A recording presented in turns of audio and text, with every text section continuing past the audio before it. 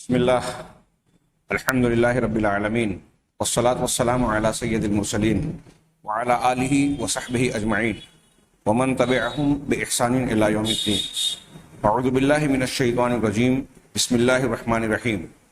الف لام میم احسب الناس ان یترکوا ان یقولوا آمنا وهم لا یفتنون۔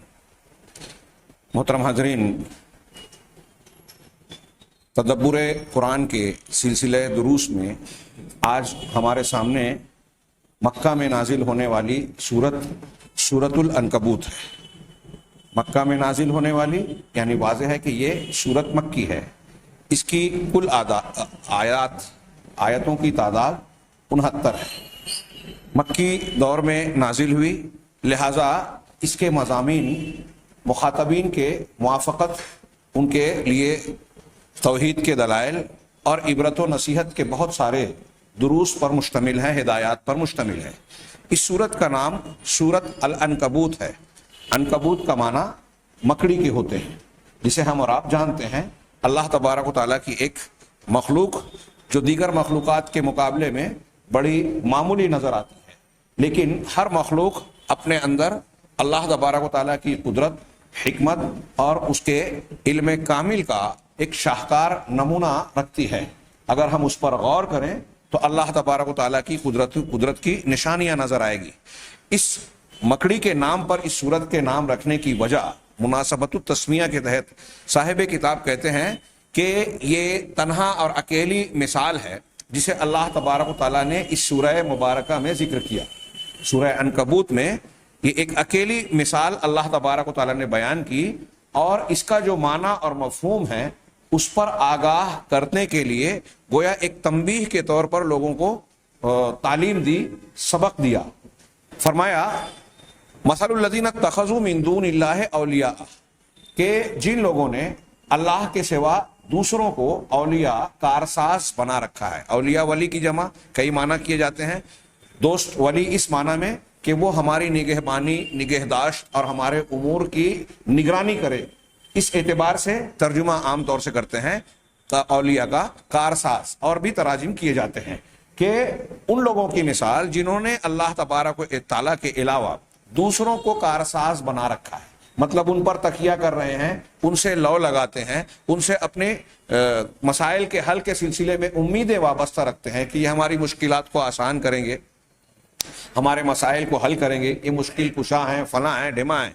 اللہ کے علاوہ جس کو مانتے ہیں ان کی مثال اللہ نے بیان کی کمثل العنکبوت، ان کی مثال مکڑی کی طرح ہے۔ اتخذت بیتا، جس نے گھر بنایا۔ مکڑی کا گھر ہم اور آپ اسے مکڑی کا جالا کہتے ہیں، ہاں، اس کی مثال مکڑی اور اس کے جالے کے جیسی ہے۔ وَإِنَّ أَوْهَنَ الْبُيُوتِ لَبَيْتُ الْعَنْكَبُوتِ، اور یقیناً گھروں میں سب سے زیادہ کمزور اور بودا گھر مکڑی کا گھر ہوتا ہے، یعنی مکڑی کا جالا، جسے آپ ایک انگلی سے بغیر کسی طاقت لگائے توڑ پھوڑ سکتے ہیں، اور بھی اگر گہرائی میں جائیں تو یہ خود اتنا غیر محفوظ ہوتا ہے کہ خود مکڑی اگر کوئی دوسری مکڑی اس میں آنے لگے تو اپنے گھر کو اجاڑ دیتی ہے، توڑ دیتی ہے، برباد کر دیتی ہے۔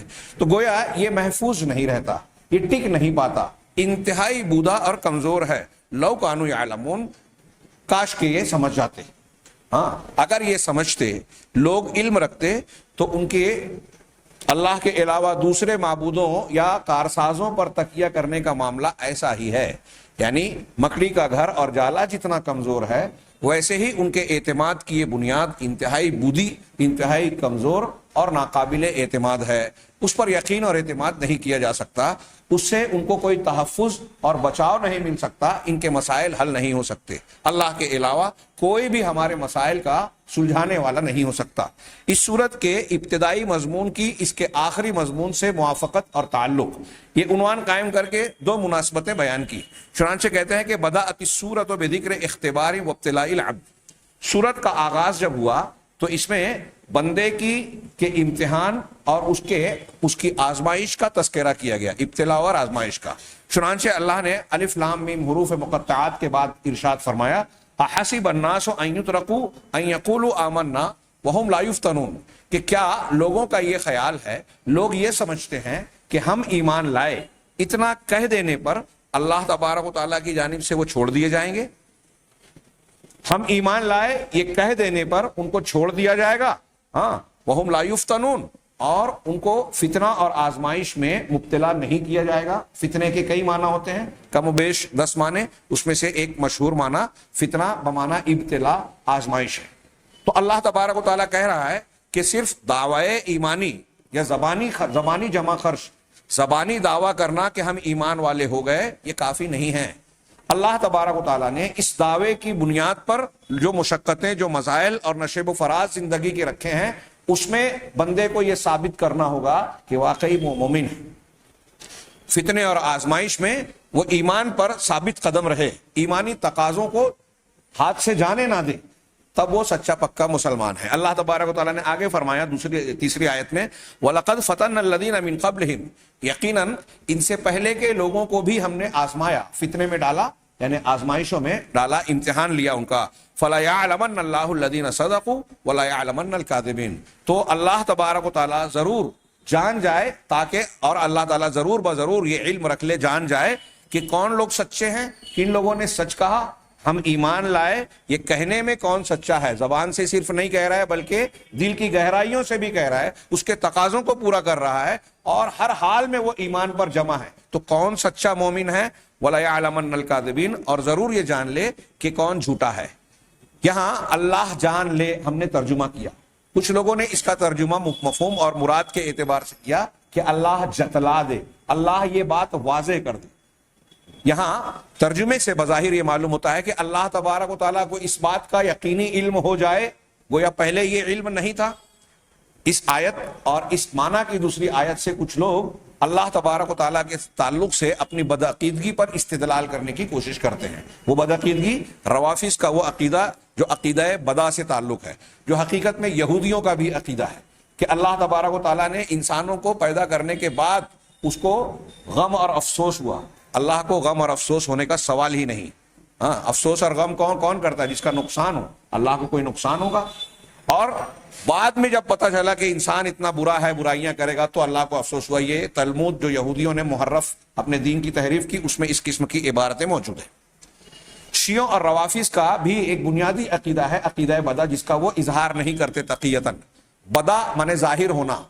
ان کا یہ عقیدہ ہے کہ اللہ تبارک و تعالیٰ کو کچھ چیزیں بعد میں پہلے معلوم نہیں تھی، بعد میں واقعات جیسے جیسے رونما ہوتے ہیں، سرزد ہوتے ہیں، ویسے ویسے اللہ تبارک و تعالیٰ کو ان کا علم ہوتا ہے، اور اسی بنیاد پر وہ دراصل اپنے بعض دوسرے عقائد کی تائید کرنا چاہتے ہیں۔ صحابہ کرام کے بارے میں اللہ تبارک و تعالیٰ نے جو یہ کہہ دیا کہ رضی اللہ عنہم ورضوا عنہ، اللہ ان سے راضی ہو گیا اور وہ اللہ سے، اور اس قسم کی اور بھی بہت ساری باتیں جو صحابہ، اب صحابہ کے بارے میں قرآن کہتا ہے کہ اللہ راضی ہو گیا، اور ان کا یہ عقیدہ ہے کہ اللہ کے رسول صلی اللہ علیہ وسلم کی وفات کے بعد اکثر و بیشتر صحابہ، چند معدود چند کو چھوڑ کر سب لوگ نعوذ باللہ مرتد ہو گئے۔ تو اب یہ سوال اٹھے گا نا کہ جب آپ یہ کہہ رہے ہو کہ مرتد ہو گئے، گمراہ ہو گئے، نعوذ باللہ، ہاں، تو قرآن تو کہہ رہا ہے کہ اللہ ان سے راضی ہوا، قرآن تو کہہ رہا ہے ان کے لیے جنت ہے، ان کے لیے بشارت ہے، وہ اللہ تبارک و تعالیٰ کے پسندیدہ ہیں، اور بہت ساری ان کی تعلق سے جو ہے رضامندی کی کے پروانے دیے گئے ان کے تعلق سے، اور یہ عقیدہ بن گیا اسی بنیاد پر ہمارا، آپ کا، ہر مسلمان کا، کہ صحابہ کرام اللہ کے پسندیدہ برگزیدہ بندے ہیں اور امت کا سب سے بہترین طبقہ ہے۔ تو اب یہ بیان کرتے ہیں کہ اللہ کو دراصل بتاؤ، جب اللہ نے آیتیں نازل کی اس وقت تو وہ مسلمان تھے، بعد میں یہ بات ہوئی اور اللہ کو یہ معلوم ہوا یہ تو ارتداد کا شکار ہو گئے، نعوذ باللہ من هذه الحفوات۔ یہ انتہائی گندی اور قرآن و حدیث سے ثابت شدہ غلط بات ہے۔ اللہ تبارک و تعالیٰ تمام کائنات کے علوم سے واقف ہے، ماضی، حال، مستقبل۔ یہ ہم جس کو ماضی کہتے ہیں، جس کو حال کہتے ہیں، مستقبل کہتے ہیں، یہ بندوں اور ہمارے اور آپ کے لیے ہے۔ اللہ تعالیٰ کے لیے ماضی، حال، مستقبل کچھ نہیں ہے۔ اللہ تعالیٰ ساری چیزوں کا مکمل علم رکھتا ہے، ہر چیز اس کے احاطہ علم میں گھری ہوئی ہے۔ کوئی ایک ادنا سی بال برابر بال سے بھی زیادہ جو ہماری کھلی آنکھوں سے نظر نہ آنے والی باریک سے باریک چیز ہو، ایک لمحے کے لیے اللہ کی نگاہ سے، علم سے اوجھل نہیں ہوتی۔ وما يعزب عنه مثقال ذرة في السماوات ولا في الارض، ہاں، کہ اللہ کی سے آسمانوں اور زمین کے اندر موجود ایک ذرہ برابر چیز بھی جو ہے وہ شیدہ اوجھل نہیں ہوتی۔ تو قرآن و حدیث کی بہت ساری دلیلیں ایسی ہیں جو اللہ کے علم کامل اور ہر چیز کے جاننے پر دلالت کرتی ہیں. سینے کے بھید کو جانتے ہیں, آسمانوں زمینوں کی ہر بات کو جانتا ہے, چٹانوں کے اندر کی بات جانتا ہے, دریاؤں میں زمین کے اندر چھپنے والے بیج کو جانتا ہے. ایسی ایسی مخلوقات جس کو ہم علم نہیں رکھتے, اللہ تعالیٰ ان تمام چیزوں کو جانتا ہے. قرآن میں جا بجا یہ مضمون ملے گا, بلکہ بعض اہل علم نے کہا کہ آپ قرآن کا شاید کوئی صفحہ نہ پائیں گے جس میں اللہ تبارک و تعالیٰ کا کہ علم کامل کا, ہر چیز کے جاننے کا کسی نہ کسی انداز میں ذکر نہ ہو. تو اللہ تعالیٰ کا علم کامل. اب یہاں اللہ جان جائے, تاکہ اللہ جان جائے, ضرور جان جائے کہ کون سچا ہے اور کون جھوٹا. اس کا مطلب پھر کیا ہے؟ یہاں اہل علم نے 2-3 تشریحات کی ہے. ہاں, یہ تفسیر کی چیز ہے, ہمیں سرسری گزر جانا چاہیے تھا, لیکن ایک اہم عقیدے سے متعلق ہے, اس لیے میں نے تھوڑی سی وضاحت کرنا بہتر جانا. کہ ایک معنی یہ بتایا اہل علم نے کہ اللہ تعالیٰ جان جائے کا مطلب یہ ہے کہ اللہ تبارک و تعالیٰ ثابت کر دے, واضح کر دے. اللہ جانتا تھا کہ کون کفر پر مرے گا, کون گناہ کرے گا, لیکن صرف اللہ کا جاننا سزا دینے کے لیے کافی نہیں ہے. اللہ کا یہ طریقہ نہیں ہے, اتمام حجت فرماتا ہے. اور یہ بھی اس کا یہ مطلب نہیں ہوتا, تقدیر کی بحث میں ہم پڑھے کہ اگر کچھ تقدیر میں کچھ لکھا ہے تو تقدیر میں لکھا ہونے کی وجہ سے وہ مجبور ہو گیا. نہیں, ایک آدمی کے تقدیر میں لکھا ہے کہ وہ گناہ کرے گا, چوری کرے گا, اب اس نے چوری کیا تو وہ یہ عذر پیش کرے کہ میری تقدیر میں لکھا تھا اس لیے میں نے چوری کی. حضرت عمر فاروق سے ایک شخص نے یہی کہا کہ آپ اس ایک ایسے کام پر میرا ہاتھ کاٹنے جا رہے ہیں جو میری تقدیر میں لکھا ہوا تھا. تو حضرت عمر فاروق رضی اللہ تعالیٰ عنہ نے بڑا پیارا جواب دیا اور کہا کہ اگر تیری تقدیر میں لکھا تھا کہ تو چوری کرے گا, تو میری تقدیر میں لکھا ہے کہ میں تیرا ہاتھ کاٹوں گا, تو کاٹنا تو پڑے گا. اگر آپ کی تقدیر میں یہ لکھا ہے, آپ اپنے گناہوں پر یہ عذر پیش کرتے ہیں کہ تقدیر میں لکھا تھا اس لیے میں نے گناہ کیا, تو تقدیر کے لکھے پر جب آپ استدلال کر رہے ہو تو یہ بھی مان لو کہ اس گناہ کی سزا بھی بھگتنا آپ کی تقدیر میں لکھا ہوا ہے. اللہ یہ کہ اللہ معاف کرے, آپ توبہ کریں سچے دل سے, یہ ایک الگ بحث ہوگی. خیر, تو اللہ تبارک و تعالیٰ صرف علم رکھتا ہے, اس بنیاد پر کسی بندے کو سزا نہیں دیتا. لہذا یہاں علم کا معنی یہ ہوگا کہ علم کے ساتھ اللہ لوگوں کے سامنے واضح کر دے, حجت پوری کر دے, ثابت کر دے. ایک بات اللہ تعالیٰ جانتا ہے کہ یہ کفر کرے گا, شرک کرے گا, فلاں فلاں برائی کرے گا, اب عملی طور سے بھی وہ چیز ہو جائے تو دنیا کے سامنے واضح ہو جائے. اس لیے یہاں معنی صرف اللہ کے علم کا نہیں ہوگا, بلکہ معنی یہ ہوگا کہ یہ بات ثابت اور واضح ہو جائے, یعنی لوگوں کو بھی معلوم ہو جائے. تو اللہ کا علم یعنی وہ تو پہلے سے ہے, اللہ اس یہ علم کی بات جو کہہ رہا ہے مطلب لوگوں کو بھی معلوم ہو جائے. ایک معنی لوگوں نے یہ کیا, اور دوسرا معنی یہ جو اسی سے ملتا جلتا کرتے ہیں کہ تاکہ اللہ لوگوں کو جتلا دے. وَلَا يَعْلَمَنَّ کا ترجمہ یہی کرتے ہیں, تاکہ اللہ لوگوں کو جتلا دے کہ کون سچا ہے اور کون جھوٹا. یہ سورت کا آغاز ہے, ہم ابتدا اور انتہا کے تعلق کو پڑھ رہے ہیں. تو اس پہلی آیت میں, پہلی دوسری اور تیسری آیت میں اللہ تعالیٰ نے یہ بتایا کہ صرف دعوے ایمانی زبانی دعویٰ کافی نہیں ہے, جب تک اللہ تبارک و تعالیٰ آزمائشوں کی بھٹی سے گزار کر سچے کھرے اور کھوٹے کو واضح نہ کر دے. یہ بات پہلے ابتدا میں بیان کی سورۃ العنکبوت میں, اور اخیر میں اللہ تعالیٰ نے اس سورت کے اخیر میں اپنے امتحان اور ابتلا کی 2 مثالیں بیان کی. چنانچہ اللہ تعالیٰ نے ارشاد فرمایا آخر میں کہ فَإِذَا رَكِبُوا فِي الْفُلْكِ دَعَوُا اللَّهَ مُخْلِصِينَ لَهُ الدِّينَ. مشرکین اور مشرکین مکہ کا یہ رویہ نقل کیا کہ جب وہ کشتی میں سوار ہوتے ہیں تو اللہ تبارک و تعالیٰ کے لیے دین کو خالص کر کے پکارتے ہیں. ہاں, حضرت اکرمہ کا واقعہ ہے, جب مکہ فتح ہوا تو مکہ سے بھاگے. اس وقت وہ کافر تھے, ابو جہل کے بیٹے. ہاں, کشتی میں سوار ہونے لگے تو کشتی بان نے یہی کہا, اللہ نے جو بھی ذمہ دار تھا, کہ اس وقت صرف اللہ تبارک و تعالیٰ سے اخلاص کے ساتھ دعا مانگو. اس لیے کہ سمندر میں, پانی میں صرف اللہ ہی ہے جو ہمیں بچا. دیکھیے مشرکین مکہ جن کو ہم کہہ رہے ہیں, کفار مکہ جن کو کہہ رہے ہیں, ان کا یہ عقیدہ ہے کہ سمندر میں جب طوفان یا کوئی معاملہ پیش آئے گا, مصیبت آئے گی, تو وہاں بچانے والی ذات صرف اللہ کی. تو اکرمہ نے پوچھا, حضرت اکرمہ رضی اللہ عنہ بعد میں مسلمان ہوئے, پکے سچے مسلمان, قربانیاں دی, شہید ہوئے یرموک میں. تو انہوں نے کہا کہ اگر پانی اور سمندر میں اللہ تبارک و تعالیٰ حفاظت کرتا ہے, بچاتا ہے, تو خشکی میں بھی وہی بچائے گا. پھر محمد صلی اللہ علیہ وسلم کیا غلط کہتے ہیں؟ ان کی دعوت یہی تو دعوت توحید تو ہے کہ ہر جگہ تمہاری نگہبانی, تمہاری حفاظت کرنے والا, مدد کرنے والا صرف اللہ ہے, تمہاری مصیبتوں سے بچانے والی ذات صرف وہی ہے. تو وہ کیا غلط کہتے ہیں؟ چنانچہ سفر کے درمیان یہ معاملہ ہوا اور انہوں نے کہا کہ اے اللہ اگر تو مجھے اس طوفان سے، اور طوفان میں غالباً گر گئے تھے، بچا لے اور میں خشکی کے وقت پہنچ جاؤں گا تو میں محمد صلی اللہ علیہ وسلم پر ایمان لے آؤں گا، اور بعد میں مسلمانوں میں ان کا قصہ واقعہ لمبا ہے۔ چنانچہ اللہ نے فرمایا کہ جب یہ کشتی پر سوار ہوتے ہیں تو اللہ کے لیے دین کو خالص کر کے، یعنی صرف یہ کہ اللہ ہی ہمیں بچائے گا، کوئی اور نہیں بچا سکتا، اس طرح کے عقیدے کے ساتھ خالص کر کے کا مطلب یہ اخلاص ان کے دل و دماغ میں رچا بسا ہوتا ہے، بس وہی ہے جو بچائے گا، اس طریقے سے اللہ کو پکارتے ہیں۔ فلما نجاہم الی البر، لیکن جب اللہ تعالیٰ خشکی تک انہیں پہنچا کر بچا لیتا ہے، ان کو نجات دے دیتا ہے خشکی کی طرف، لفظی ترجمہ یعنی خشکی تک پہنچا کر انہیں بچا لیتا ہے، اذا ہم یشرکون، تو وہ شرک کرنے لگتے ہیں، اللہ کے ساتھ دوسروں کو بھی پکارتے ہیں، دوسروں پر بھی تکیہ کرنے لگتے ہیں۔ اب یہ آزمائش تھی کہ اللہ تبارک و تعالیٰ کو پکارا صرف اس کے لیے اخلاص کے ساتھ کہ اب ہم تجھ سے ہی مانگتے ہیں۔ اب اس دعا کا نتیجہ تو یہ ہونا چاہیے کہ جب اللہ نے بچایا ان کو اس مصیبت میں تو اپنی ساری عبادت اور عبادات کے سارے معاملات اسی کی طرف پھیرے، لیکن وہ شرک کرنے لگتے ہیں۔ کیوں؟ لِيَكْفُرُوا بِمَا آتَيْنَاهُمْ وَلِيَتَمَتَّعُوا فَسَوْفَ يَعْلَمُونَ، تاکہ ہماری دی ہوئی نعمتوں سے وہ مکرتے رہیں۔ لِيَكْفُرُوا، ناشکری کرنا، ناقدری کرنا۔ مولانا محمد جنید گڑھی صاحب نے ترجمہ کیا کہ جو ہم نے نعمت دی ہے اس سے مکر جائیں، ان کو بچایا، عہد و پیمان کیا، مجھ کو پکارا، اب جب بچا لیا، ان کی مدد کر دی، تو اللہ کی اس نعمت کی ناقدری کی، اس سے مکرتے رہیں، اور وَلِيَتَمَتَّعُوا، اور مزے اڑاتے رہیں، فائدے اٹھاتے رہیں۔ فَسَوْفَ يَعْلَمُونَ، بہت جلد ان کو پتہ چل جائے گا، انجام معلوم ہو جائے گا۔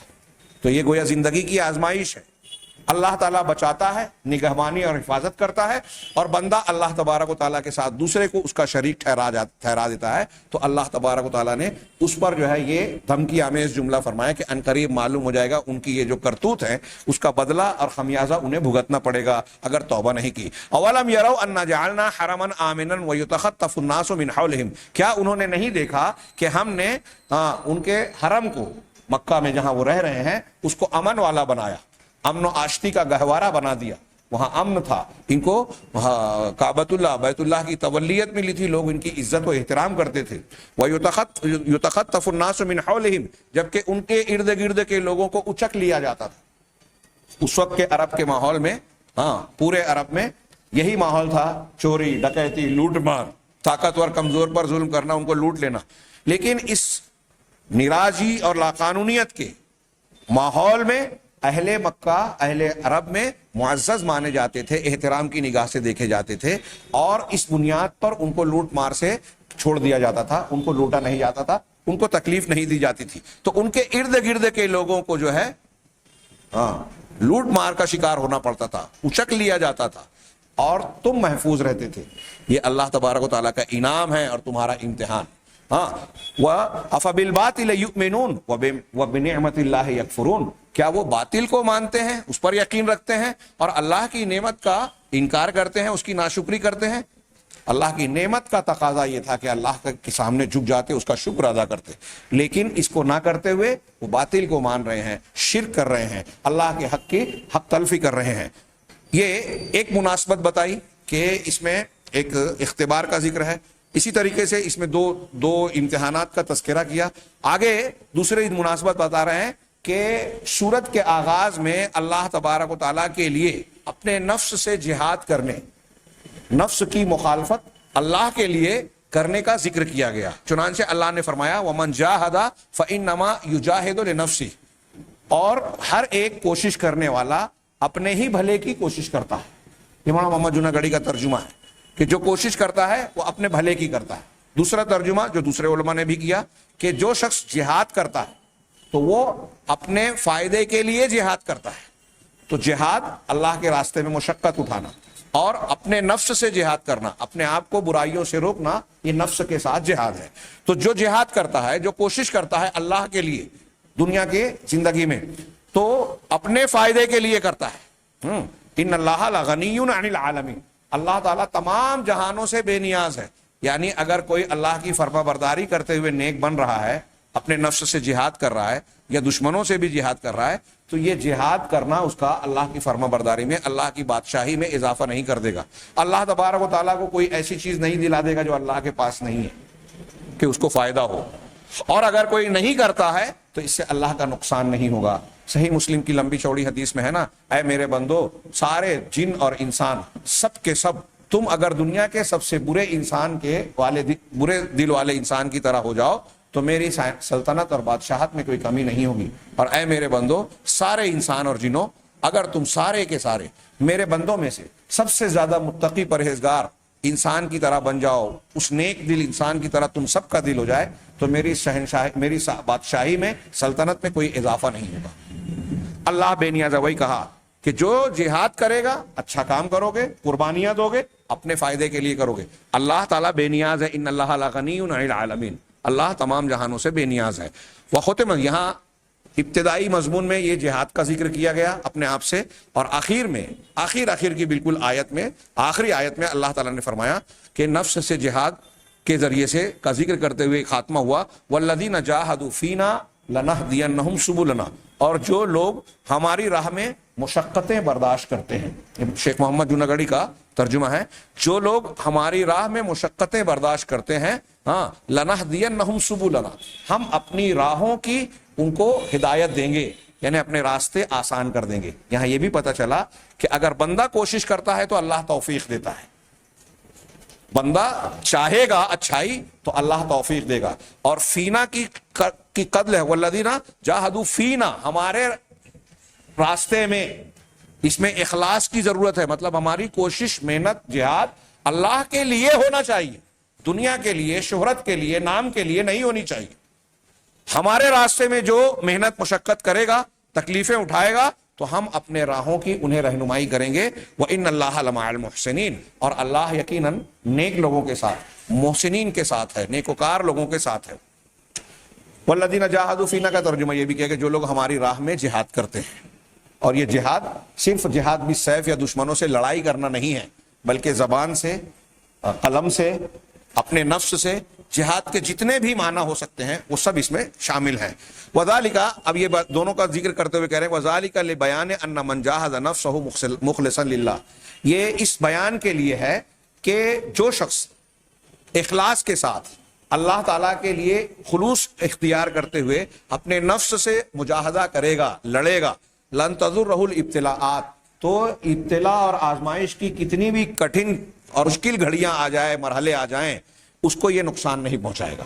اگر آپ اور ہم اللہ کے لیے جینے مرنے کی ٹھان لیں اور اس کے لیے اپنے آپ کو عادی بنائیں، خوگر بنائیں، تو دنیا کی بڑا سے بڑا امتحان ہمارا کچھ بگاڑ نہیں سکتا۔ وَسَيَأْخُذُ اللَّهُ بِيَدِهِ، اور اللہ تعالیٰ اس کا ہاتھ پکڑ لے گا، وَيَنْجُو مِنَ الْفِتَنِ، اور وہ شخص فتنوں سے محفوظ رہ جائے گا، وَيَنْجَحُ فِي الْاخْتِبَارَاتِ الْإِلَٰهِيَّةِ، اور وہ اللہ کے امتحانات میں کامیاب ہو جائے گا۔ اس کی مثالیں حضرت ابراہیم علیہ السلام، انبیاء کرام، جناب محمد رسول اللہ صلی اللہ علیہ وسلم کی شکلوں میں، اور پھر اولیاء و صالحین کی شکلوں میں ہمیں نظر آتی ہے کہ جب اللہ تبارک و تعالیٰ کی راہ میں انہوں نے مشقتیں اٹھائی تو اللہ نے زندگی کی راہیں ان پر آسان کر دی، مشکلات کو آسان کر دیا، بڑے بڑے فتنے اور آزمائشیں سامنے آئیں، وقت کی بادشاہت ٹکرائی، لیکن اللہ نے ان کی حفاظت کی۔ کس طریقے سے حضرت ابراہیم کو نمرود سے محفوظ رکھا، آگ سے محفوظ رکھا، حضرت موسیٰ اور ان کی قوم کو انتہائی کمزوری کی حالت میں کس طریقے سے سمندر میں راستہ بنا کر پار لگایا، نبی کریم صلی اللہ علیہ وسلم کو کس طرح شب ہجرت قتل کرنے والوں کے بیچ سے محفوظ نکال دیا، ہجرت مدینہ تک پہنچایا، بدر میں اور دوسرے مقامات پر محفوظ رکھا۔ اللہ کے نبی صلی اللہ علیہ وسلم کے قتل کی 18 مرتبہ کوشش ہوئی، تقریباً لوگوں نے جمع کیا 18-19 مرتبہ آپ کی حیات طیبہ میں قتل کی کوشش ہوئی، ہر مرتبہ اللہ تبارک و تعالیٰ نے آپ کی حفاظت فرمائی۔ یہ عملی نمونہ ہے، اور قرآن کی یہ آیتیں اور یہ ہدایات ہمیں یہ بات بیان کرتی ہیں۔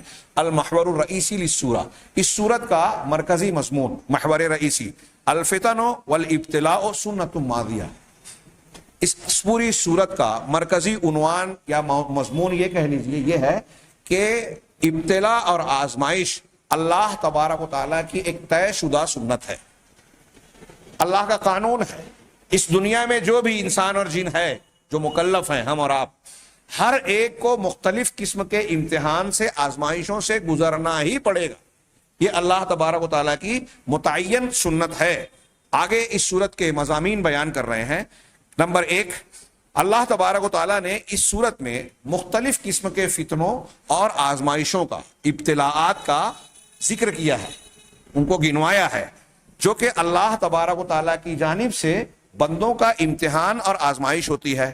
ان امتحانات کے ذریعے سے اللہ تبارک و تعالیٰ یہ دیکھتا ہے، دیکھنے کا معنی ہم نے کیا ہے، دکھاتا ہے، دیکھتا ہے اور حجت پوری کرتا ہے کہ کون شخص اللہ کے دین پر ثابت قدم رہتا ہے. اب کون کون سی آزمائشوں کا ذکر کیا گیا ہے، فتنوں کا ذکر کیا گیا ہے اس سورے میں، تو آیت نمبر 8 کا حوالہ دے کر انہوں نے کہا فتنۃ الوالدین، والدین کی آزمائش، ہمارے ماں باپ ہیں. اللہ تبارک و تعالیٰ نے فرمایا اس آیت نمبر 8 میں وَوَصَّيْنَا الْإِنسَانَ بِوَالِدَيْهِ حُسْنًا، ہم نے انسان کو اس کے والدین کے ساتھ حسن سلوک کی کا تاکیدی حکم دیا. وصیت کی یعنی تاکیدی حکم دیا، سرسری سیدھا سادہ حکم نہیں، تاکیدی حکم دیا کہ اپنے والدین کے ساتھ حسن سلوک کرو. وَإِن جَاهَدَاكَ لِتُشْرِكَ بِي مَا لَيْسَ لَكَ بِهِ عِلْمٌ، اور اگر وہ تمہیں مجبور کریں، اس بات پر تم پر دباؤ ڈالیں کہ تم میرے ساتھ شرک کرو جس کا تم کو علم نہیں ہے، فَلَا تُطِعْهُمَا، تو اب والدین کی اطاعت و فرما برداری کی حد ختم ہو گئی، اب ان کی اطاعت نہیں کرنی ہے. اگر والدین اللہ کی نافرمانی کے لیے کہہ رہے ہیں تو ان کی اطاعت نہیں کی جائے گی. یہاں کچھ لوگوں نے بحث کی کہ وہ پرویز صاحب منکر حدیث نے کہا کہ جب والدین، بچہ چھوٹا ہوتا ہے، کم سمجھ ہوتا ہے، تو اس وقت زیر کفالت ہوتا ہے والدین کی، تب تو اسے اطاعت و فرما برداری کرنی ہے. لیکن بڑھاپے میں ان کی عقل جو ہے وہ کمزور ہو جاتی ہے، ان کے فیصلے میں کمزوری آ جاتی ہے، اس لیے جب یہ جوان ہو گیا، طاقت و قوت اور شعور والا ہو گیا تو اب ضروری نہیں ہے. یہ انتہائی غلط بات ہے، تمام مذاہب کی متفقہ تعلیم کے خلاف ہے. اللہ تبارک و تعالیٰ نے یہ حد تو بتا دی، تمام مذاہب میں والدین کے ساتھ اچھے سلوک کی تعلیم ہے، لیکن یہ صرف اسلام ہے جس نے یہ حد بتائی کہ اگر اللہ کی نافرمانی پر وہ تم کو ابھارتے ہیں تو پھر اللہ کی نافرمانی میں کسی بھی مخلوق کی اطاعت فرما برداری نہیں کی جائے گی، نہ والدین کی، نہ امام کی، نہ فلاں اور فلاں اور فلاں کی، چاہے وہ ہوا میں اڑتے ہوں، پانی پہ چلتے ہوں. آپ اپنے والدین کی خوب عزت کیجئے، بالکل بجا ہے، حکم ہے شریعت کا اللہ کا. لیکن شرک کے معاملے میں یا اللہ کی نافرمانی کا اگر کوئی حکم دے، قرآن اور حدیث سے واضح کوئی تعلیم ہے، اس کی خلاف ورزی کرنے کا حکم دے، فلا تطعهما، تو تم ان کی اطاعت نہ کرو. الی مرجعکم، تمہارا میری ہی طرف تم سب کو لوٹنا ہے. فانبئکم بما کنتم تعملون، تو تم جو بھی عمل کرتے ہو، تمہارے ہر عمل کا حساب اللہ وہاں دے گا، تمہارے سامنے کھول کھول کر رکھ دے گا، تم کو خبر دے. تو والدین کی فرما برداری اگر وہ بوڑھے ہو گئے ہیں تب بھی کرنی ہے. ظاہر سی بات ہے، اگر کفالت میں رہتے ہوئے اطاعت و بچپن میں تو آدمی شریعت کا مکلف ہی نہیں رہتا، تو تب اطاعت فرما برداری کہاں کرے گا؟ اگر چھوٹا بچہ تماچا بھی مار دے ماں باپ کو تو سبھی سمجھتے ہیں کہ ابھی اس کو سوجھ بوجھ نہیں ہے، چھوٹا بچہ ہے، اس پر والد غصہ ہونے کی بجائے والد اور والدہ اور خوش ہوتے ہیں. لیکن جب اسے شعور آتا ہے تو وہ احترام، ادب، مقام، وہ ساری چیزیں سمجھنے لگتا ہے، تب احترام کرتا ہے. اور ان کا احترام ان کی اطاعت سے جڑی ہوئی ہے دنیاوی امور میں. اب جب وہ بوڑھے ہو گئے تو اس وقت تو بطور خاص ان کی اطاعت اور خدمت کرنی ہے، اس کے بغیر بچہ اپنے والدین کا فرما بردار اور اچھی اولاد نہیں ہو سکتا. یہاں تک کہ وہ انتقال کرتے ہیں تب بھی ان کے لیے دعا کرنی ہے، اور بوڑھے ہو جائیں تو کتنی بھی وہ جھک کریں ہم کو اف بھی نہیں کرنا ہے. قرآن کی یہ تعلیم ہے. خیر، تو یہ تھوڑی سی تفصیل ہو گئی والدین کے تعلق سے، لیکن ان کی حد یہ ہے کہ اللہ تعالیٰ کی نافرمانی میں ان کی فرما برداری نہیں کی جائے گی. ایک فتنہ و فتنۃ الوالدین ہے. آیت نمبر 10 میں لوگوں کا فتنہ، عوام اور لوگ، آج کل لوگ یہی ہے، ہمارے یہاں مرد اور خواتین بہت سارے امور میں شریعت کی تعلیم، اللہ کا حکم، رسول اللہ صلی اللہ علیہ وسلم کی ہدایت ایک طرف ہے، اور اس کو چھوڑ کر یہ کہتے ہیں کہ ارے اگر ہم اس پر عمل کریں گے تو لوگ یہ کہیں گے، لوگ وہ کہیں گے، فلاں تانے ماریں گے. اور خاص طور سے ہماری ماؤں بہنوں، خواتین میں یہ بات زیادہ پائی جاتی ہے کہ اگر فلاں رسم نہیں کی شادی بیاہ میں، فلاں کام نہیں کیا سماجی زندگی میں، تو لوگ نام رکھیں گے، لوگ یہ کہیں گے کہ اپنی بیٹی کو کچھ دیا نہیں، لوگ یہ کہیں گے، لوگ وہ کہیں گے. ہاں، یہ زندگی کے عام معاملات میں مومنین کی بات کریں. اور یہاں ایمان اور کفر کے میدان میں اللہ تعالیٰ نے فرمایا آیت نمبر 10 میں وَمِنَ النَّاسِ مَن يَقُولُ آمَنَّا بِاللَّهِ، لوگوں میں کچھ ایسے لوگ بھی ہیں جو یہ کہتے ہیں کہ ہم اللہ پر ایمان لے آئے، ہم اللہ پر ایمان لائے، زبان سے تو یہ کہہ رہے ہیں. فَإِذَا أُوذِيَ فِي اللَّهِ، لیکن جب اللہ کی راہ میں اللہ پر ایمان لانے کے معاملے میں اس کو اذیتیں دی جاتی ہے، لوگ ایذا پہنچاتے ہیں، تکلیف دیتے ہیں، ہاں، جعل فتنۃ الناس کعذاب اللہ، تو وہ لوگوں کے فتنے کو اللہ کے عذاب کی طرح قرار دے دیتا ہے کہ لوگ ہم کو اس طرح ستا رہے ہیں، پریشان کر رہے ہیں، تو اس سے ڈر کر وہ اللہ کے عذاب کی طرح ڈرتا ہے اور اپنے آپ کو جو ہے ایمان کے تقاضوں سے پیچھے ہٹا لیتا ہے۔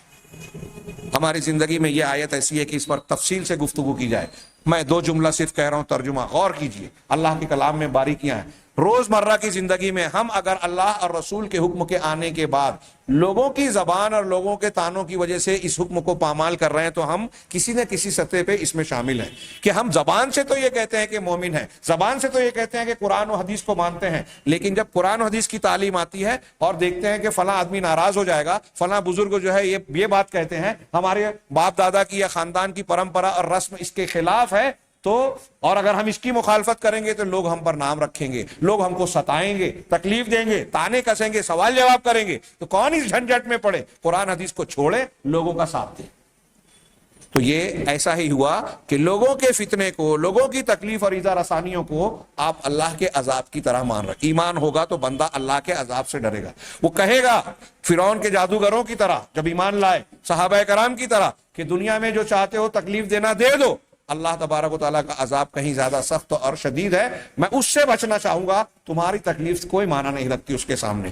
ہاں، تو اللہ تبارک و تعالیٰ نے فرمایا کہ وہ عذاب وَلَئِن جَاءَ نَصْرٌ مِّن رَبِّكَ، اور جب تمہارے پروردگار کی جانب سے کوئی مدد آتی ہے، لوگوں کے فتنے کو اللہ کے عذاب کی طرح مان کر ایمان سے پیچھے ہٹ جاتا ہے، کافروں کے ساتھ ہو جاتا ہے، ان سے مجاملت چاپلوسی کرتا ہے، ہاں کہ نہیں ہم تمہارے بھی ساتھ ہیں، ان کے بھی ساتھ، ان کے بھی ساتھ، ہاں، لیکن جب مسلمانوں کو ان کی سر دھڑ کی بازی لگانے کے بعد فتح ملتی ہے، کامرانی ملتی ہے، تو رب کی طرف سے جب ان کے پاس اللہ کی مدد آتی ہے، لَيَقُولُنَّ إِنَّ مَعَكُمْ، تو ایسے لوگ کیا کہتے ہیں، ارے ہم تو تمہارے ہی ساتھ تھے نا، تمہارے ہی ساتھ تھے، یا یہ کہ دل سے تمہارے ساتھ تھے، وہ تو کچھ وجہ ہو گئی، مصلحت تھی، ہم تمہارے ساتھ تھے۔ أَوَلَيْسَ اللَّهُ بِأَعْلَمَ بِمَا فِي صُدُورِ الْعَالَمِينَ، کیا اللہ تبارک و تعالیٰ جو ہے وہ تمام جہانوں کے لوگوں کے دلوں میں جو بھید ہے کیا اسے جانتا نہیں ہے؟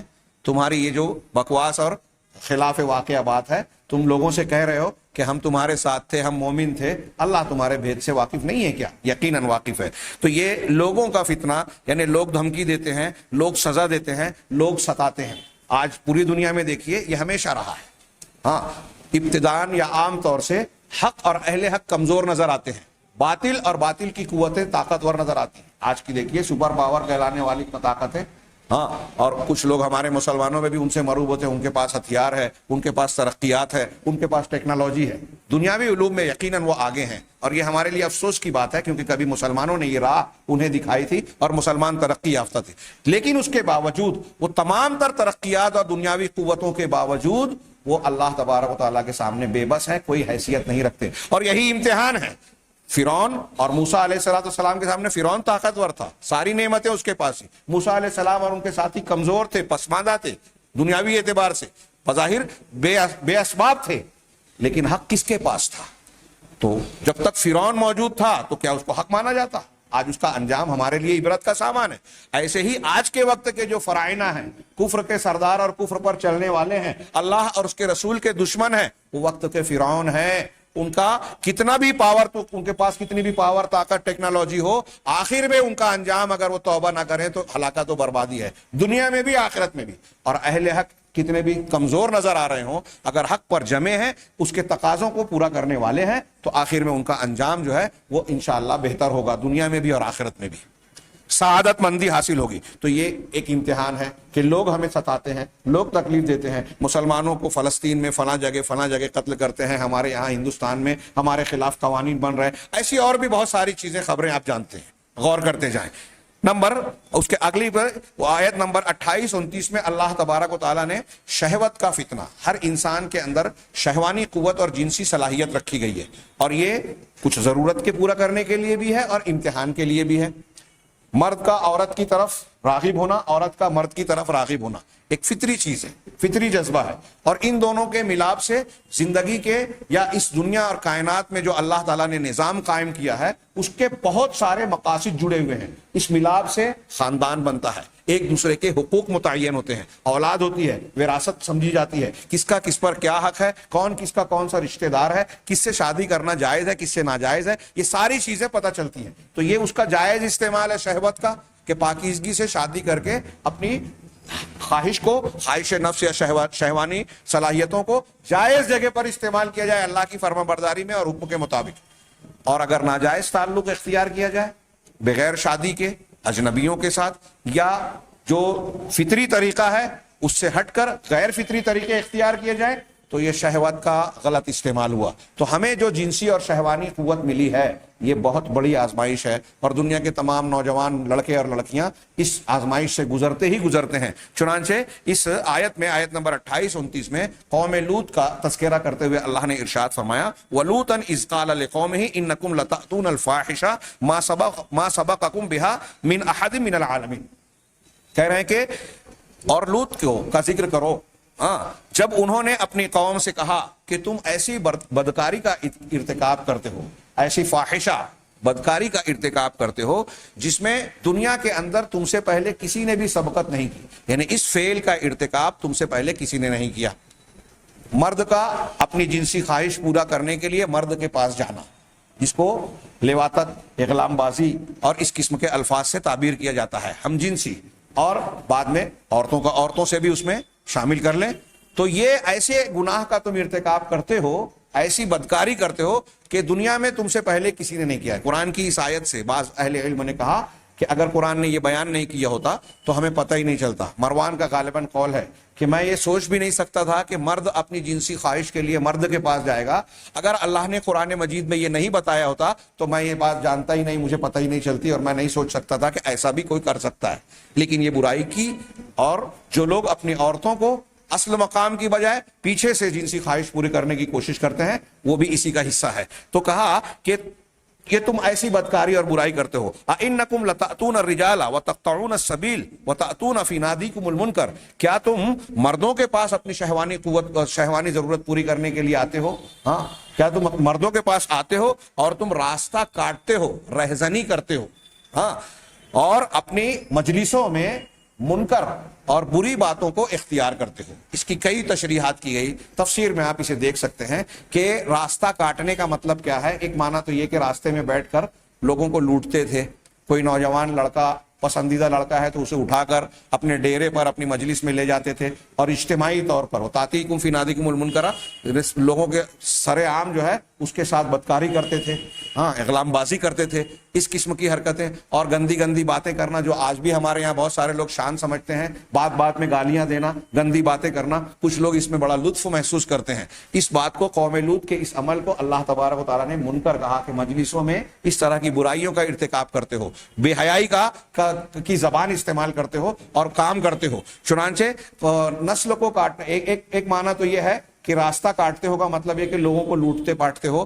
لوگوں کے مال دولت کو، اسباب کو چھین لیتے ہو، اپنی بستی میں لا کے ان کے ساتھ بدکاری کر کے ان کی ضرورتوں کو چھین لیتے ہو، تو ڈاکہ ڈالنا، لوٹ مار کرنا، ایک معنی یہ ہے۔ کچھ لوگوں نے یہ معنی کیا کہ تم شہوت رانی کا جو جائز اور صحیح مقام ہے اس کو چھوڑ کر ناجائز اور غلط مقام پر یہ کام جب کرتے ہو تو اس سے نسل انسانی کو میں رکاوٹ ہوتی ہے۔ مرد عورت کا جب جائز ملاپ ہوتا ہے، صحیح طریقے سے ہوتا ہے، تو اس سے اولاد حاصل ہوتی ہے، یہ نسل چلتی ہے۔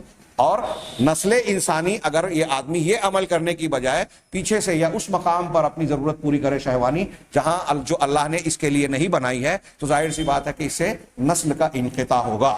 تو ایک معنی لوگوں نے یہ بھی کیا، اور بھی ایک دو معنی بیان کیے۔ تو اس میں شہوت کے فتنے اور آزمائش کا تذکرہ ہے۔ اس کے بعد آیت نمبر 47 سے لے کر 51 تک، وَكَذَلِكَ أَنزَلْنَا إِلَيْكَ الْكِتَابَ فَالَّذِينَ آتَيْنَاهُمُ الْكِتَابَ يُؤْمِنُونَ بِهِ، اسی طرح ہم نے آپ کی طرف یہ کتاب یعنی قرآن نازل کی، چنانچہ جن کو ہم نے الکتاب دی ہے یعنی اہل کتاب، وہ اس پر ایمان لاتے ہیں۔ ان میں سے کئی لوگ ایمان لے آئے۔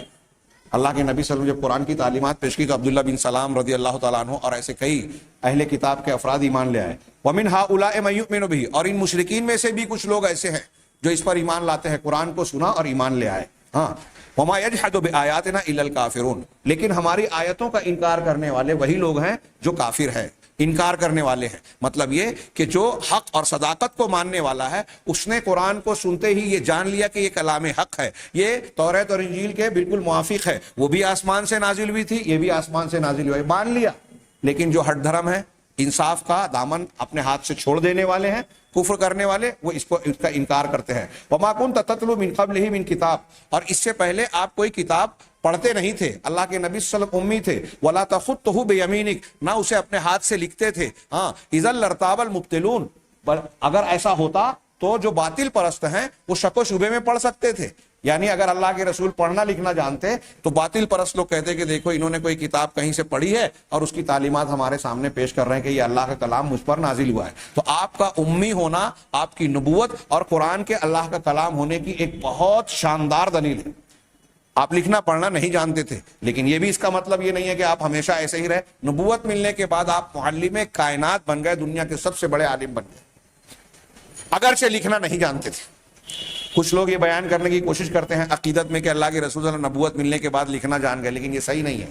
ہاں، یہ ایک تو یہ کہ عقیدت کی بنیاد پر یہ بات کہی جا رہی ہے۔ ایک آدمی یہ کہے کہ آپ لکھے پڑھے بغیر دنیا کے کائنات کے معلم بن گئے، یہ زیادہ بڑی بات ہے۔ اللہ کے رسول کا معجزہ ہے، اللہ کی طرف سے دیا ہوا معجزہ، اور اللہ نے اسی اعتبار سے یہاں ذکر کیا۔ اور حدیبیہ کے مقام پر جبکہ آپ کے نبوت کو تقریباً 18-19 سال گزر چکے تھے، آپ حضرت علی سے جب وہ لکھوانے لگے معاہدے کی تحریر اور محمد رسول اللہ لکھا گیا تو آپ نے دوسرے سے لکھوایا، اور محمد رسول اللہ کہاں لکھا ہے؟ جب مٹانے کی بات کہی تو حضرت علی نے کہا کہ میں اپنے ہاتھ سے نہیں مٹاؤں گا رسول اللہ، تو آپ نے کہا کہاں لکھا ہوا ہے مجھے بتاؤ، میں مٹا دیتا ہوں۔ معاہدہ کرنے میں مشرکین نے شرط رکھی نا کہ رسول اللہ ہم مانتے تو جھگڑا ہی ختم تھا، لہذا رسول اللہ نہ لکھا جائے، تو لکھا جا چکا تھا، اسے مٹانے سے حضرت علی نے انکار کر دیا رضی اللہ عنہ۔ چنانچہ اللہ کے نبی نے پوچھا کہاں ہے، اس کا مطلب آپ اس وقت بھی پڑھنا نہیں جانتے تھے۔ تو اللہ کے نبی صلی اللہ علیہ وسلم کا یہ معجزہ تھا جس کا اس آیت نے تذکرہ کیا، اور بھی دوسرے مقامات پر بل ہوا آیات بینات فی صدور الذین اوتوا العلم، بلکہ یہ کھلی آیتیں ہیں، کھلی نشانیاں ہیں، ان لوگوں کے سینوں میں محفوظ ہے جو علم والے ہیں، کہ قرآن کے یہ حافظ پائے جاتے ہیں۔ اللہ تعالیٰ نے اس کی حفاظت کا کتنا زبردست انتظام کیا کہ اس کے حفاظ پائے جاتے ہیں، کوئی اور کتاب ایسی آپ نہیں پائیں گے۔ وما یجحد بآیاتنا الا الظالمون، اور ہماری آیتوں کا انکار تو بس وہی کرتے ہیں جو ظلم کرنے والے ہیں۔ اولم یکفہم انا انزلنا علیک الکتاب، کیا ان کے لیے یہ کافی نہیں ہے کہ ہم نے ان پر کتاب نازل کی جو ان پر تلاوت کی جاتی ہے؟ یتلا علیہم ان فی ذلک لرحمہ وذکر لقوم یؤمنون، یقیناً اس میں ایمان لانے والوں کے لیے رحمت ہے اور نصیحت ہے، ذکرہ ہے۔ یہ پوری 3-4 آیتیں جو ہے اس میں اللہ تعالیٰ نے قرآن کا تذکرہ کر کے بطور نعمت اور مسلمانوں کے لیے نعمت اور رحمت کے طور پر جو ذکر کیا، ساتھ ساتھ یہ بتایا کہ یہ ظالمین کافرین کے لیے ابتلا اور آزمائش ہے۔ یہ اللہ کا کلام ہے، بالکل واضح دلیلوں سے ثابت ہے، لیکن یہ نہیں مان کر اپنے آپ کو ظالم اور کافر بنا رہے ہیں، اللہ کے عذاب کے مستحق بن رہے ہیں، ایمان کے دائرے سے باہر ہو رہے ہیں۔ تو یہ فتنۃ العلم ہے، علم کا فتنہ۔ علم اگر آپ کو صحیح ہے اس کو قبول کر کے دلیل کو مان کر حق اور سچ کو قبول کر لینا چاہیے۔ اس آیت میں یہ سبق مل رہا ہے۔ اور قرآن کا علم جب کسی کو سامنے آ رہا ہے تو یہ بتا رہا ہے کہ قرآن سچا ہے، اللہ کا کلام ہے، اور یہ جس پر نازل ہوا وہ اللہ کے سچے رسول ہیں، مان لینا چاہیے۔ تو علم، اس کو ہم دلیل بھی کہہ لیں، علم اور دلیل حاصل کی جائے، اور جب یہ آ جائے تو اسے مان لیا جائے۔ اگر علم اور دلیل کی آپ مخالفت کرتے ہیں تو آپ دنیا کے امتحان میں ناکامیاب ہو رہے ہیں۔ تو علم کی آزمائش اور فتنے کا ذکر ہے۔ ایک اور آیت نمبر 38 اور 39 میں قوت کا فتنہ بیان کیا گیا ہے۔ اللہ تعالیٰ نے قوموں کا تذکرہ کرتے ہوئے درمیان میں کہا وعادا وثمود وقد تبین لکم من مساکنہم، اور عاد اور سمود کو بھی، پیچھے کی آیت سے اس کا معنی یہ ہوگا کہ عاد اور سمود کی قوم کو بھی ہم نے ہلاک و برباد کر دیا۔ وقد تبین لکم من مساکنہم، تمہارے لیے ان کے گھروں اور رہائش گاہوں سے یہ بات کھل کر سامنے واضح ہو جاتی ہے، ان کے گھر اور کھنڈرات موجود تھے۔ اللہ نے آگے فرمایا وَزَيَّنَ لَهُمُ الشَّيْطَانُ أَعْمَالَهُم، شیطان نے ان کے برے اعمال کو، میں برے اعمال تشریحاً کہہ رہا ہوں، ہاں، ان کے اعمال کو جو برے تھے، کفر و شرک کے تھے، رسول کی مخالفت کے تھے، ان کے اعمال کو خوشنما بنا دیا، ان کے سامنے اچھا دکھا دیا۔ فَصَدَّهُمْ عَنِ السَّبِيلِ، چنانچہ ان کو اللہ کے راستے سے، صحیح راستے سے انہیں روک دیا، ہٹا دیا۔ ہاں، وَكَانُوا مُسْتَبْصِرِينَ، جبکہ وہ سوجھ بوجھ والے تھے۔ آج بھی بہت سارے لوگ اپنے آپ کو چالاک سمجھتے ہیں لیکن حق کو قبول نہیں کرتے، توفیق سے محروم ہیں۔ ہاں، یہ آپ قوم و سمود اور عاد کو دیکھیں کہ قوت طاقت والے تھے, سوجھ بوجھ والے. اللہ کہہ رہے کہ مستبصرین تھے. ہاں, وقارون وفرعون وحامان. ہاں, اسی طرح قارون, فرعون اور حامان بھی. وَلَقَدْ جَاءَهُم مُوسَىٰ بِالْبَيِّنَاتِ, موسیٰ ان کے پاس واضح دلیلوں اور نشانیوں کو لے کر آئے, معجزات لے کر آئے. فَاسْتَكْبَرُوا فِي الْأَرْضِ وَمَا كَانُوا سَابِقِينَ, تو چنانچہ انہوں نے زمین کے اندر استکبار کیا, اکڑ گئے. طاقت اور قوت کا نشہ, حق کو قبول کر, دلائل لائے موسیٰ علیہ السلام لیکن مانا نہیں. یہی حال پچھلی قوموں کا ہے, عاد و سمود کا. اللہ نے قوت دی, نعمت دی, ہاں, زمین میں ایک اچھا خاصا مقام عطا کیا, سب کچھ نعمتوں سے نوازا, پہاڑوں کو تراش کر گھر بناتے تھے. ہاں, لیکن اور سوجھ بوجھ والے تھے. شیطان نے ان کے عمل کو خوشنما بنایا, اپنے کفر اور شرک پر اتراتے رہے. حامان, فرعون جو بادشاہ تھا, قارون جو دولت مند آدمی تھا, آج مالدار لوگوں کے لیے مثال ہے. فرعون بادشاہوں حکمرانوں کے لیے مثال ہے. حامان فرعون کا وزیر تھا, یہ وزیروں اور اونچی پوسٹ والوں کے لیے مثال ہے. ان لوگوں نے اپنے اقتدار اور قوت کے نشے میں آ کر حق کا انکار کیا, نبی کی دعوت کو قبول نہیں کیا. آج بھی بہت سارے لوگ انانیت کا شکار ہو کر کمزوروں کی بات کو رد کرنے کی کوشش کرتے ہیں, چاہے وہ اہل حق ہوں, اچھا کام کر رہے ہوں تو ان کے اچھے کاموں کو رد کرنے کی کوشش کرتے ہیں. ان کے اندر فرعونیت ہے, حامانیت ہے, قارونیت ہے, جو اللہ کے دی ہوئی نعمت کا شکر ادا کرنے کی بجائے, اللہ کے دین کو پر ایمان لانے کی بجائے, اس کے تقاضوں کو پورا کرنے کی بجائے وہ عمل کرتے ہیں جو ان چیزوں کی مخالفت کرتا ہے. ایمان کے تقاضے کی مخالفت کرتا ہے, علم کی مخالفت کرتا ہے. تو ان لوگوں کو جس آدمی کو دنیا میں جو قوت دی گئی ہے, حکومت کی قوت دی گئی ہے, دولت کی قوت دی گئی ہے, اقتدار اور اختیار کی قوت دی گئی ہے, مال و اسباب کی کسی بھی چیز کی قوت دی گئی ہے, ان کو اس قوت کا صحیح استعمال کرنا چاہیے. یہ فتنہ ہے. انما اموالکم و اولادکم فتنہ, تمہارے مال اور تمہارے اولاد فتنہ ہے, آزمائش ہے. تو اس فتنہ مال کا ذکر کیا گیا. اللہ تعالیٰ نے کہا کہ وما کانوا سابقین, اور وہ ایسے نہیں تھے کہ ہمارے اختیار سے سبقت کرے. بڑی قوت دی اللہ نے, حکومت دی, لیکن اللہ ان کے سامنے بے قابو, اللہ کے سامنے اللہ کے قابو سے باہر ہو جائیں, ایسا نہیں تھا اس کے وہ سبقت کر جائیں. فَكُلًّا أَخَذْنَا بِذَنبِهِ, اگلی آیت میں اللہ نے بتایا کہ جب انہوں نے استکبار کیا, تکبر کیا, مال قوت طاقت کی آزمائش میں ناکام ہوئے, تو ہر ایک کو اس کے گناہ کے پاداش میں ہم نے پکڑ لیا. فَمِنْهُمْ مَنْ أَرْسَلْنَا عَلَيْهِ حَاصِبًا, ان میں سے کچھ ایسے ہیں جن پر ہم نے طوفان بھیجا. وَمِنْهُمْ مَنْ أَخَذَتْهُ, سیلاب والا طوفان. وَمِنْهُمْ مَنْ أَخَذَتْهُ الصَّيْحَةُ, کچھ ایسے تھے جن پر چیخ مسلط ہو گئی, چیخ نے ان کو پکڑ لیا. وَمِنْهُمْ مَنْ خَسَفْنَا بِهِ الْأَرْضِ, ان میں سے کچھ ایسے ہیں جن کو ہم نے زمین میں دھسا دیا جیسے قارون. وَمِنْهُمْ مَنْ أَغْرَقْنَا, اور کچھ ایسے ہیں جن کو ہم نے پانی میں ڈبو دیا, غرقاب کر دیا, قوم نوح, قوم آل فرعون. وما کان اللہ لیظلمہم, اللہ ایسا نہیں ہے کہ لوگوں پر ظلم کرے, ولکن الناس انفسہم یظلمون, بلکہ لوگ ایسے ہیں کہ اپنے آپ پر ظلم کرتے ہیں. تو یہ فتنۃ القوہ کا ذکر ہے. اس کے بعد فتنۃ الحیات الدنیا, دنیا کی زندگی کا فتنہ. آیت نمبر 64 میں اللہ تعالیٰ نے ارشاد فرمایا, وقت زیادہ ہو گیا اس لیے میں تفصیل میں نہیں جاتا. وما هذه الحیات الدنیا الا لهو ولعب, کہ دنیا کی یہ زندگی تو بس کھیل تماشا ہے. وان الدار الاخرۃ لہی الحیوان, اور آخرت کی زندگی حقیقت میں وہی زندہ و جاوید ہے, ہاں, ہمیشہ رہنے والی ہے. ہاں, لو کانوا یعلمون, کاش کہ وہ جان لیتے. اب دنیا کی زندگی کی چمک دمک کے پیچھے پڑ کر آدمی جو ہے آخرت کی زندگی کو اگر فراموش کرتا ہے تو وہ دنیا کی زندگی کے اس فتنے میں مبتلا ہو گیا اور ناکامیاب ہو گیا. دنیا میں آپ غور کیجئے, اگر آپ کے والد شدید بیمار ہیں یا میت ہو گئی ہے, ہاں, تو آپ اس وقت یہ کہتے ہیں کہ بازار سے مجھے سبزی لانے جانا ہے, ہاں, ابھی میں جو ہے دوستوں سے ذرا ملنے جا رہا ہوں, ملاقات کر کے آؤں گا. اگر کوئی ایسا کرتا ہے تو وہ نافرمان, بے وقوف اور برا آدمی مانا جائے گا. کیوں؟ والد صاحب کا سیریس ہونا اس بات کا متقاضی ہے کہ اس کام کو ترجیح دی جائے کہ ان کی خدمت کی جائے, دواخانہ لے جایا جائے, ورنہ وہ سانس اکھڑ سکتی ہے.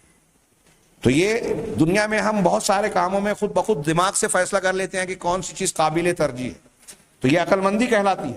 اگر ترجیح والی بات کو چھوڑ کر کوئی غیر ترجیح والی بات کو آدمی اختیار کرے تو بے وقوف ہوگا. تو اب اس شخص سے بڑا بے وقوف کون ہوگا جو یہ جانتا ہے کہ اس دنیا کے بعد کی زندگی ہمیشہ کی ہے, وہاں کا عذاب انتہائی بھیانک اور ہمیشہ کا ہے, وہاں کا ثواب بڑا زبردست ہے اور ناقابل تصور ہے. اور دنیا کی زندگی میں آدمی کتنا بھی ترقی کر لے, کچھ بھی بنا لے, یہ چھوڑ کر جانا ہی جانا ہے.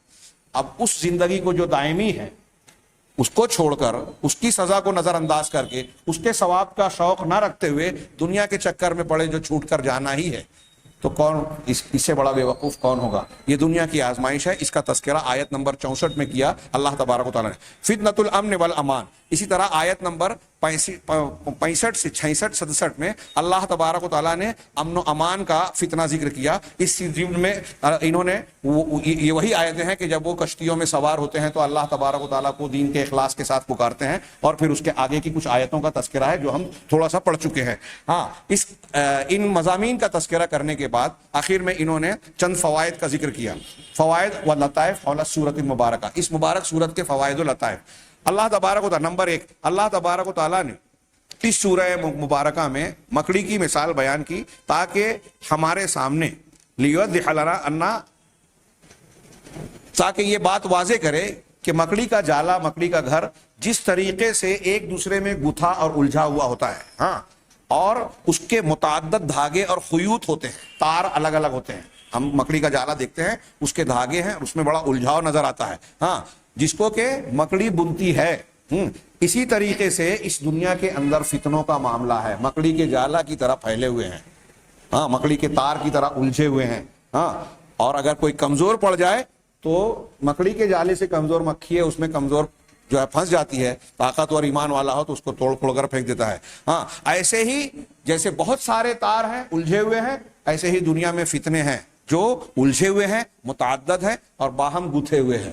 نمبر 1 یہ کہا, چنانچہ فَإِذَا العبد باللہ تعالی, چنانچہ ان فتنوں جو تار عنکبوت کی طرح, جب بندہ ان فتنوں کے مقابلے میں اللہ تعالیٰ سے مدد طلب کرتا ہے, استعانت کرتا ہے, تو یہ سارے کے سارے فتنے کمزور ہو جاتے ہیں, ٹوٹ پھوٹ جاتے ہیں, جیسے کہ مکڑی کا جالا تھوڑی سی طاقت لگائے تو ٹوٹ جائے گا. آپ اسی طریقے سے اللہ پر ایمان لے آئیں, اللہ پر بھروسہ کریں, ایمان کے تقاضوں کو پورا کریں, تو یہ دنیا کے سارے فتنے بیت عنکبوت کی طرح, مکڑی کے جالوں کی طرح آپ توڑ دیں گے, فتنوں کو توڑ دیں گے. یہ آیت نمبر 41 مثل الذین اتخذوا من دون اللہ اولیاء, جو آیت ہم پڑھ چکے ہیں جس میں مکڑی کی مثال دی گئی ہے, وہ اس کو انہوں نے نقل کیا, اس کا حوالہ دیا. نمبر 2, اللہ تبارک و تعالی لا یعجل لعجلۃ احد فی الخیر او فی الشر, کوئی بندہ اگر خیر کے معاملے میں یا شر کے معاملے میں, اچھائی یا برائی کے معاملے میں اگر جلد بازی کرتا ہے تو اللہ تبارک و تعالیٰ بھی جلد بازی کرے, ایسا نہیں ہے.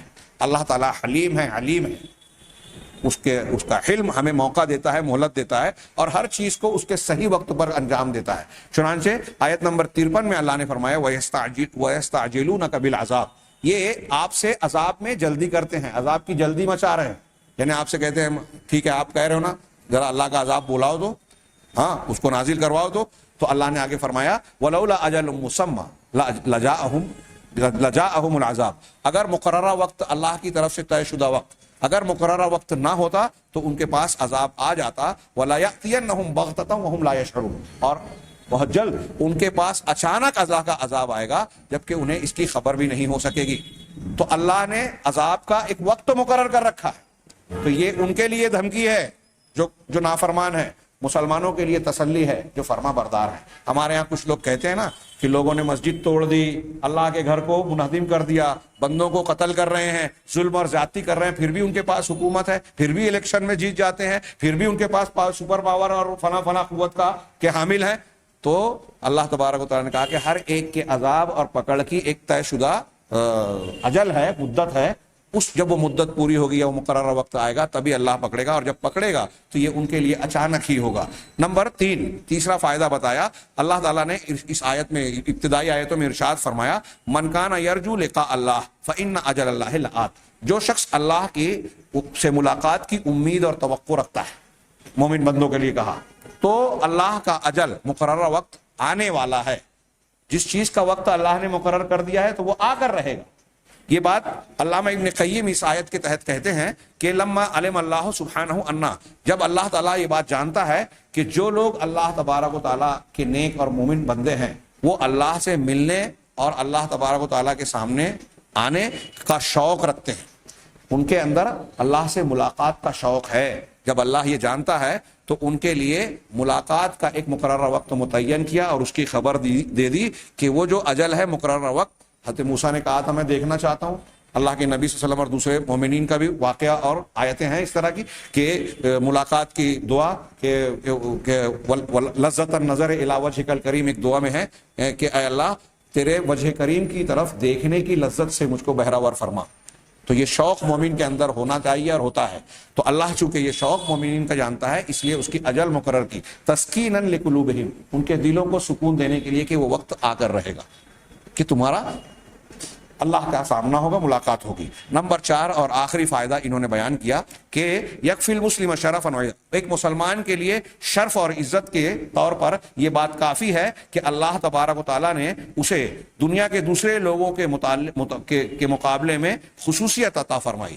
ہمارے لیے ہم جب اس امت کے فرد ہیں اور اللہ کے رسول صلی اللہ علیہ وسلم پر ایمان لا رہے ہیں تو اللہ نے ہم کو خصوصی نعمت اور مقام سے نوازا. شرف اور عزت کے لیے یہ بات کافی ہے. لیکون من امت حبیبہ محمد افضل الرسول، کہ وہ بندہ خوش قسمت ہے کہ وہ اللہ کے حبیب محمد جو رسولوں میں سب سے زیادہ افضل، سب سے زیادہ فضیلت والے رسول ہیں، ان کی امت کا فرد بنا. اور اللہ تبارک و تعالیٰ نے آپ پر اللہ کی اپنی سب سے افضل کتاب، سب سے فضیلت والی کتاب یعنی قرآن کریم نازل فرمائی.